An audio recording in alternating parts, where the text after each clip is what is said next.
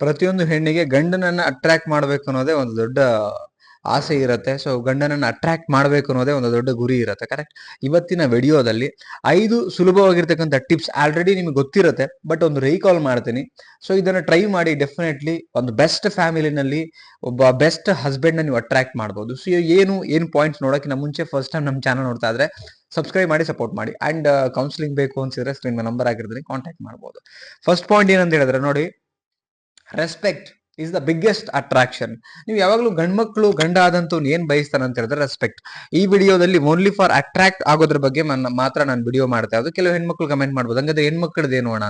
ಆ ವಿಡಿಯೋದಲ್ಲಿ ಹೆಣ್ಮಕ್ಳ ಬಗ್ಗೆ ಮಾತಾಡಿದಾಗ ಅಲ್ಲಿ ಅದನ್ನ ಕೇಳಿ. ಇಲ್ಲಿ ಗಂಡನನ್ನ ಅಟ್ರಾಕ್ಟ್ ಮಾಡ್ಬೇಕು ಅಂದ್ರೆ ಈ ಟಿಪ್ಸ್ ಗಳನ್ನು ಫಾಲೋ ಮಾಡಿ ಅಂತ ಹೇಳ್ತಾ ಇರೋದು ನಾನು. ಸೊ ಏನು ಅಂದ್ರೆ respect is the biggest attraction ಅಂತ ಹೇಳ್ತಾರೆ. ದೊಡ್ಡವರು ಹೇಳ್ತಾರೆ, ಸೈಕಾಲಜಿನೂ ಹೇಳಿದೆ, ಅಂಡ್ ನಾನು ಕೂಡ ಹೇಳ್ತಾ ಇದ್ದೀನಿ. ಏನಂತ ಹೇಳಿದ್ರೆ ನೋಡಿ, ಗಂಡನಿಗೆ ಗೌರವ ಸಿಕ್ಕಾಗ ಅವನು 101% ಆ ಹೆಣ್ಣಿಗೆ ಅಟ್ರಾಕ್ಟ್ ಆಗ್ತಾನೆ. ಯಾವ ಹೆಣ್ಣು ಗಂಡನಿಗೆ ಗೌರವ ಕೊಡೋ ತರ ನಡ್ಕೊಳ್ತಾರೆ, 100% ಗೌರವ ಕೊಟ್ಟಿರ್ತಕ್ಕಂಥ ಹೆಣ್ಣಿಗೆ ಗಂಡ ಅಥವಾ ಗಂಡಸಾದಂತವನು ಅಲ್ಲಿ ಮಾರು ಹೋಗ್ತಾನೆ ಅಂತ ಹೇಳ್ತಾರೆ. ಲೈಕ್ ಅಟ್ರಾಕ್ಟ್ ಆಗ್ಬಿಡ್ತಾನೆ ಅಂತ ಹೇಳ್ತಾರೆ. ಅಂದ್ರೆ ಸ್ನೇಹಿತರ ಮುಂದೆ ಒಂದು ಗೌರವ ಅನ್ನೋದು ಕೊಡ್ಬೇಕಾಗತ್ತೆ, ಸ್ನೇಹಿತರ ಮುಂದೆ, ಸಮಾಜದ ಮುಂದೆ.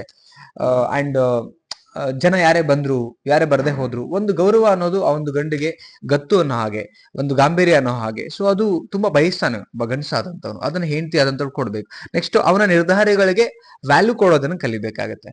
ಇದಿಷ್ಟು ಮಾಡಿ, ಸಣ್ಣ ಸಣ್ಣ ನಾನು ಏನೇ ಹೇಳ್ತೀನಿ ವಿಚಾರಗಳು, ಇದನ್ನ ಫಾಲೋ ಮಾಡ್ಕೊಂಡು ಮಾಡಿ. ಬಟ್ ಅರ್ಥ ಮಾಡ್ಕೊಳ್ಳೋಂಥ ವ್ಯಕ್ತಿತ್ವ ಇದ್ದಂತ ಗಂಡ ಮಾತ್ರ ಇದಕ್ಕೆ ಲಾಯಕು ಅಂತ ಹೇಳಿಕ್ ಕೊಡ್ತೀನಿ. ಕೆಲವರಿಗೆ ಏನ್ ಮಾಡಿದ್ರು ಕೆಲವರು ಅದಕ್ಕೆ ರೆಸ್ಪಾನ್ಸೇ ಮಾಡಲ್ಲ, ಅವ್ರ ಬಗ್ಗೆ ನಾ ಮಾತಾಡ್ತಿಲ್ಲ. ಓಕೆ. ನೆಕ್ಸ್ಟ್ ಏನಂದ್ರೆ ಅವರ ನಿರ್ಧಾರಗಳಿಗೆ ನೀವು ವ್ಯಾಲ್ಯೂ ಕೊಡುವಂತದ್ದನ್ನ ಮಾಡ್ತಾ ಹೋಗಿ.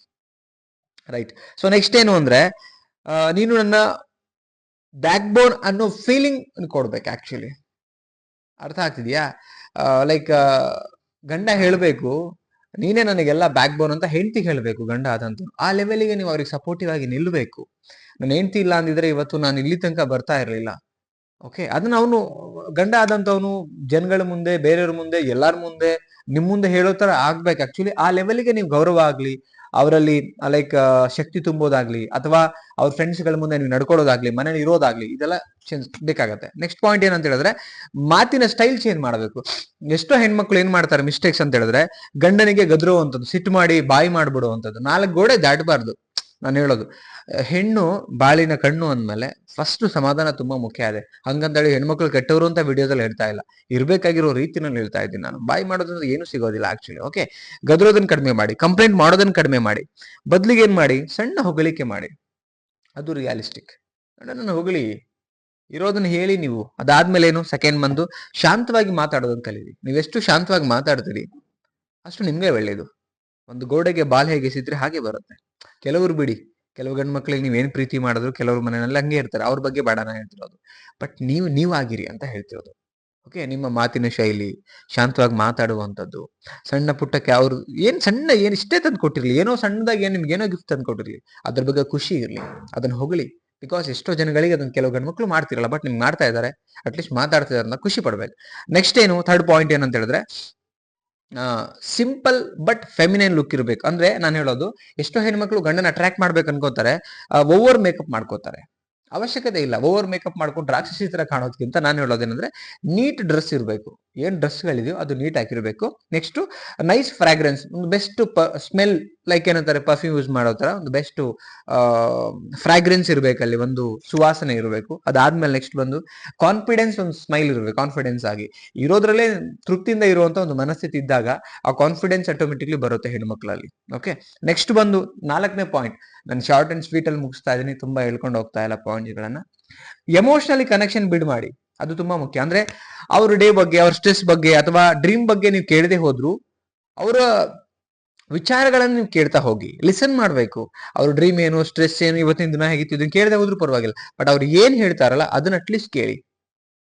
ಅವಾಗ 100% ಗಂಡ ನಿಮಗೆ ಅಟ್ರಾಕ್ಟ್ ಆಗ್ತಾರೆ. ಅವ್ರು ಹೇಳೋದನ್ನು ಕೇಳದೆ ನೀವು ವಟ ಶುರು ಮಾಡ್ಕೊಂಡ್ಬಿಟ್ರೆ, ಜಗಳಗಳು ಶುರು ಮಾಡ್ಬಿಟ್ರೆ ಯಾರು ಅಟ್ರಾಕ್ಟ್ ಆಗಕ್ಕೆ ಸಾಧ್ಯನೇ ಇಲ್ಲ. ಓಕೆ. ಇದು ಹೆಣ್ಮಕ್ಳಿಗೆ ಆಕ್ಚುಲಿ ಗೊತ್ತಿರ್ಬೇಕಾದಂತ ವಿಚಾರ. ನೆಕ್ಸ್ಟ್ ಪಾಯಿಂಟ್ ಏನಂತ ಹೇಳಿದ್ರೆ, ಓವರ್ ಆಕ್ಟಿಂಗ್ ಬೇಡ. ಎಷ್ಟೋ ಜನ ಏನಂದ್ರೆ ಅತಿಯಾಗಿ ಫೋನ್ ಮಾಡೋದು ಗಂಡನಿಗೆ, ಓವರ್ ಆಗ್ಬಿಡುತ್ತೆ. ಅವ್ರು ಕೆಲಸ ಮಾಡ್ತಿರ್ತಾರೆ, ಹೊರಗಡೆ ಎಲ್ಲ ಹೋಗಿರ್ತಾರೆ, ಅತಿಯಾಗಿ ಬೇಡ. ಇಲ್ಲ ಒಂದು ಕಾಲ್, ಅದು ಹೆಂಗಿರ್ಬೇಕಂದ್ರೆ ಕಿರಿಕಿರಿ ಆಗಿರ್ಬಾರ್ದು ಅವ್ರಿಗೆ. ಮೇಲಿಂದ ಮೇಲೆ ಫೋನ್ ಮಾಡಿ ಹಂಗಲ್ಲ, ಒಂದು ಕಾಲ್ ಮಾಡಿದ್ರೆ ಓಕೆ ಇಷ್ಟೊತ್ತಿಗೆ ಹಿಂಗಿರ್ಬೇಕು. ನೆಕ್ಸ್ಟ್ ಡೌಟ್ ಪಡುವಂತ ಮೆಂಟಾಲಿಟಿ ಇರಬಾರ್ದು. ಬೇಕಾದ್ರೆ ನಿಮಗೆ ನೀವು ಕ್ಲಾರಿಫೈ ಮಾಡ್ಕೊಳ್ಳಿ, ವೆರಿಫಿಕೇಶನ್ ಮಾಡ್ಕೊಳ್ಳಿ, ಅದು ಡೌಟ್ ಪಡಕ್ ಹೋಗ್ಬೇಡಿ. ಅದು ನಿಮ್ಗೂ ನೆಗೆಟಿವ್ ಆಗಿ ಕಾಡ್ತಾ ಇರತ್ತೆ, ಸಂಸಾರನೂ ಹಾಳಾಗುತ್ತೆ. ನೆಕ್ಸ್ಟ್ ಏನು, ಕಂಟ್ರೋಲ್ ಮಾಡುವಂತ ಬುದ್ಧಿ, ಅವ್ರನ್ನ ಕಂಟ್ರೋಲ್ ಮಾಡಕ್ ಹೋಗುವಂಥದ್ದು. ನನ್ನ ಅದು ಬಸ್ತಲ್ಲಿ ಇರ್ಬೇಕು, ಅದೆಲ್ಲ ಇಲ್ಲ ಇಟ್ಕೊಬಾರ್ದು. ಇದು ನೋಡಿ ಏನಾಗುತ್ತೆ, ಈ ತರದೆಲ್ಲ ನಡ್ಕೊಂಡಾಗ ಸ್ಲೋಲಿ ನಿಮ್ಮಲ್ಲಿ ಅಟ್ರಾಕ್ಷನ್ ಹೋಗ್ಬಿಡುತ್ತೆ ಅವ್ರಿಗೆ. ಹೆಂಡತಿಯರ ಮೇಲೆ ಈ ತರ ಇದ್ದಾಗ, ಹೆಂಡತಿ ಹಿಂಗ್ ನಡ್ಕೊಂಡಾಗ ಗಂಡಂದ್ರಿಗೆ ಅಟ್ರಾಕ್ಷನ್ ಹೋಗುತ್ತೆ. ನೋಡಿ, ಯಾರಿಗೂ ಕಂಟ್ರೋಲ್ ಮಾಡಕ್ ಹೋಗ್ಬೇಡಿ. ಗಂಡ ಹೆಂಡತಿಗಾಗಲಿ, ಹೆಂಡತಿ ಗಂಡನಿಗೆ ಪ್ರೀತಿಯಿಂದ ನಡ್ಕೊಳ್ಳಿ. ಅವಾಗ ಅವ್ರು ನಿಮ್ಮ ಅದು ದಾಟಿ ಹೋಗಲ್ಲ, ನಿಮ್ದೇನ್ ಬಾರ್ಡ್ರಿ ಅದನ್ನ ದಾಟಿ ಹೋಗಲ್ಲ ಯಾವತ್ತೂ. ಅದು ಬಸ್ತಲ್ಲಿ ಇಟ್ಕೊಳಕ್ ಹೋಗೋದ್ರೆ ನಿಮ್ಮಲ್ಲಿ ಅಟ್ರಾಕ್ಷನ್ ಹೋಗ್ಬಿಡುತ್ತೆ. ನೀವು ಏನೇ ಪ್ರೀತಿ ತೋರಿಸಿದ್ರೆ ಆಮೇಲೆ ಏನು ಯೂಸ್ ಇಲ್ಲ. ಇದಿಷ್ಟು ಸಿಂಪಲ್ ಟಿಪ್ಸ್ ನನ್ನ ಕಡೆಯಿಂದ. ಸೊ ಯಾರೆಲ್ಲ ವಿಡಿಯೋ ನೋಡ್ತಿದ್ರಿ, ಇಷ್ಟ ಆದ್ರೆ ನಿಮ್ಮ ಫ್ರೆಂಡ್ ಸರ್ಕಲ್ಗೆ ಶೇರ್ ಮಾಡಿ, ಅವ್ರಿಗೂ ವಿಡಿಯೋ ವಿಚಾರಗಳು ಗೊತ್ತಾಗ್ಲಿ.